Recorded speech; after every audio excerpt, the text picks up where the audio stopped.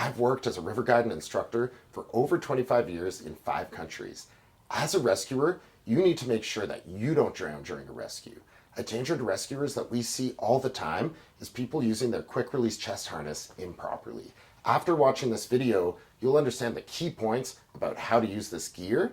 There are 5 components that you need to safely put together to use this tool. 1, continuous training and practice. 2, proper setup of the harness. 3, properly attaching things into it. 4, proper releasing technique. And 5, having the right context and team. Let's break these down. Backing up for a moment, let's be clear about the bad scenario here that we need to train to avoid. A rescuer is tied into their harness while this tethered rescuer is swimming or paddling in the river. In order to reach a subject or transport a rope, the rope gets tangled or snagged in the river, and there's strong current. The current then pushes the rescuer completely underwater. Moving water is extremely powerful. You can't fight it, and it holds the rescuer there. In this scenario, if for any reason the rescuer can't or doesn't release their harness, they can quickly drown. Because of how fast a bad situation like this can unfold, the rescuer on tether needs to be really good at releasing their harness without thinking about it. If you have a rescue PFD, meaning a PFD with one of these harnesses built in, you should train on how to use it properly and then practice multiple times per season on land. You also need to practice in the water in a controlled environment with people there to back you up if you need help. Practice releasing multiple times with both hands, with and without looking, in order to build that muscle memory. Get into the habit of placing your hand on the release mechanism and check that it's set up each time you put on your PFD. Here's how we set up the harness properly. First, make sure to look up the manufacturer's instructions for proper use of the specific rescue PFD. There are certain standards that all manufacturers need to uphold, but there are still variations in design between the different brands and models. Only use a PFD specifically designed for this purpose. Make sure that the belt loops, and release mechanism are all in good condition, not frayed or broken. The PFD needs to fit the user properly so that the release mechanism is at chest height. This way, the rescuer can release it with either hand. If the release mechanism's at the abdomen or waist and the rescuer is folded over by the current, they may be unable to release. Before setting up the quick release chest harness, make sure to tighten the straps on the PFD so that with the wearer's arms raised, it can't be pulled over their head. This way, even after releasing, the PFD still fits properly and doesn't slip off. The harness is affixed to the front of the PFD. This way you don't lose the equipment when you release. Weave the harness through all of the manufacturer's intended loops. This is important for 2 reasons. 1, it'll keep the harness high on the chest and upper back, and 2, the loops will keep the attachment point in the middle of the back so the rescuer doesn't get spun sideways or face first into the current. Next, weave the harness through the tri-glide. Feed it through the hole closer to the chest, then bring it back through the hole further from the chest. Next, feed it through the plastic buckle, then close the buckle firmly.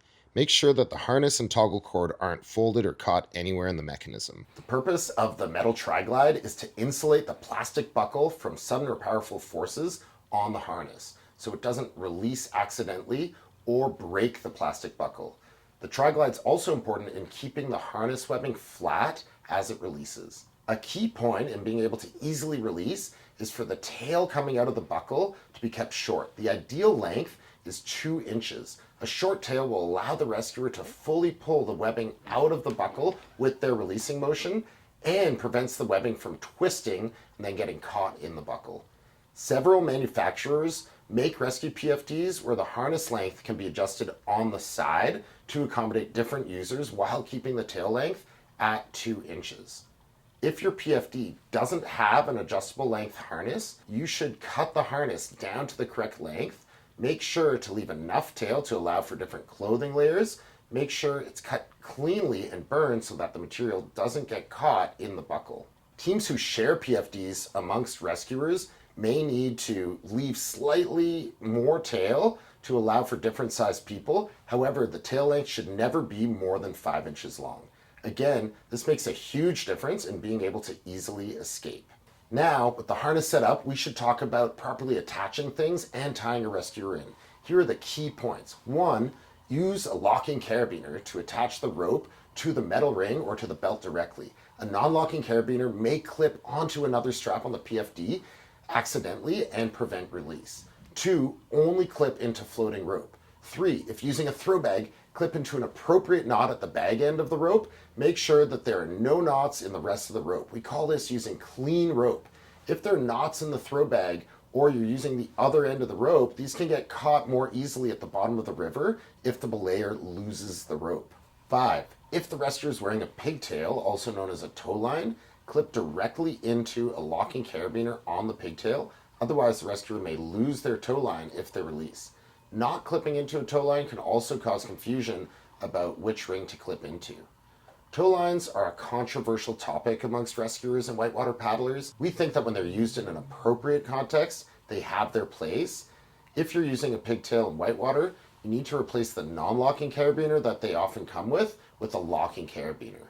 An auto locker can work well here. It eliminates the possibility of forgetting to lock it, and with practice, you can open it easily with one hand. The tow line should be attached to the quick release chest harness on the one end and either stowed in a pocket or clipped to a pressure release breakaway point at the carabiner end. There have been drownings where a person's tow line got entrapped on something and the other end was clipped to a firm attachment point.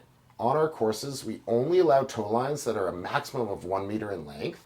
Webbing and carabiners sync, so longer tow lines increase the probability of a snag. Now for releasing the harness, use a 2-phase releasing motion.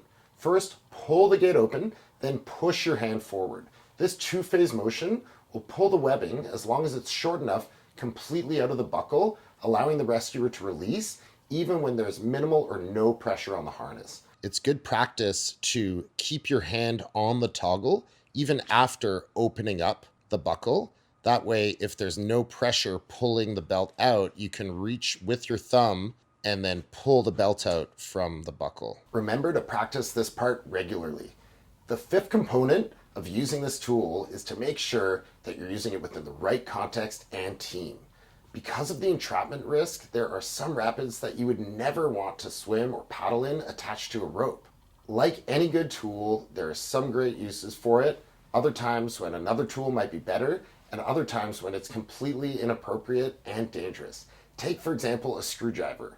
Great for tightening a screw, not that useful for swatting a fly, and totally inappropriate for cleaning your ears. To use a quick release chest harness appropriately, you need to be able to read the water, recognize hazards, and anticipate how the whole rescue is going to unfold. This video covered setup of the harness and releasing, but we didn't cover all the details surrounding live bait rescues, also known as tethered swimmer rescues. To be done with an acceptable level of risk, these techniques require not only proper use of the harness, but experience and training with all aspects of river rescue, especially water reading and rope management, by not only the tethered rescuer, but also the belayer and the rest of the team. That's why we only teach tethered swimmer and tethered boater techniques on our technician level courses, where everybody has already practiced and become competent with the basics.